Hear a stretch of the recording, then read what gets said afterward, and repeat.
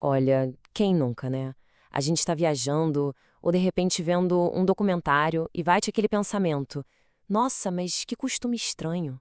Pois é, essa sensação, aquele desconforto inicial quando a gente se depara com algo muito diferente, isso tem nome. E hoje vamos explorar justamente as duas lentes opostas que podemos usar para enxergar o mundo e, claro, para entender essa reação. Essa pergunta é quase um reflexo, né? Ela simplesmente brota na nossa cabeça, às vezes antes mesmo de a gente conseguir raciocinar. É basicamente o nosso normal batendo de frente com o normal de outra pessoa.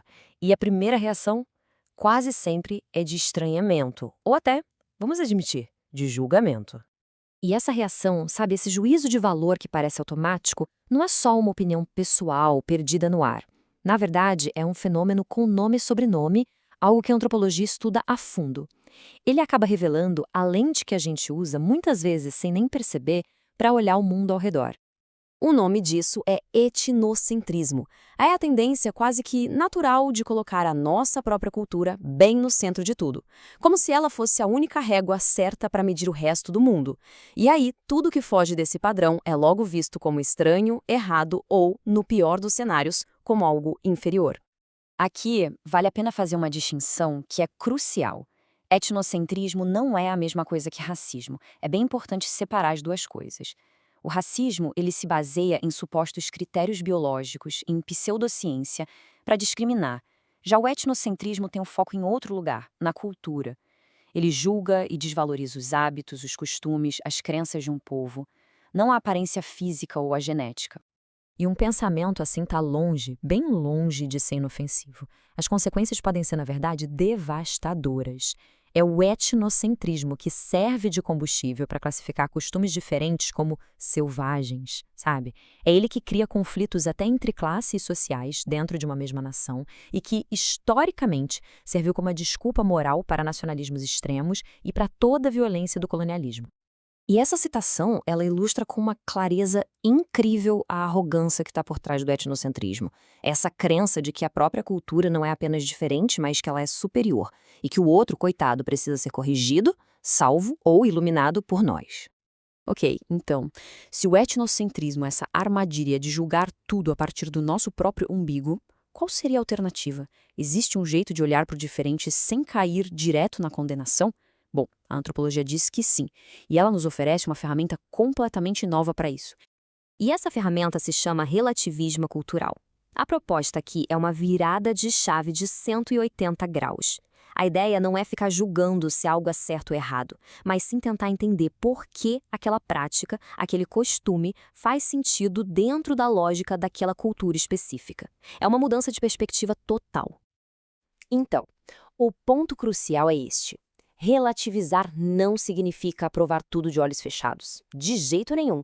Significa suspender o nosso julgamento inicial para poder investigar as razões por trás de um costume. É basicamente trocar a afirmação "isso é errado" pela pergunta por que isso existe aqui? O contraste fica muito nítido quando a gente coloca os dois conceitos lado a lado, né?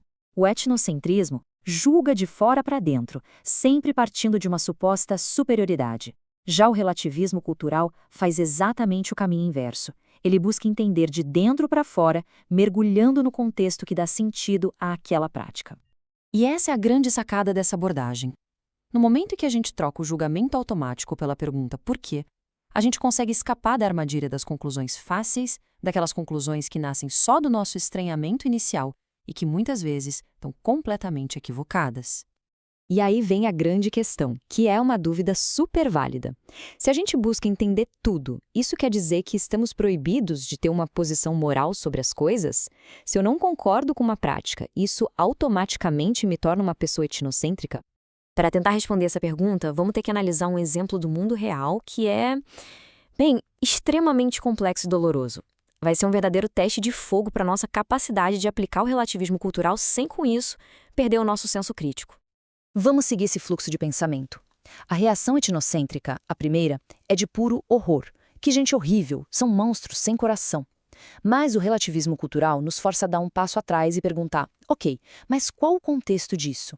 E aí a gente descobre a enorme pressão financeira do sistema de dotes, que pode transformar o nascimento de uma filha numa verdadeira catástrofe econômica para a família.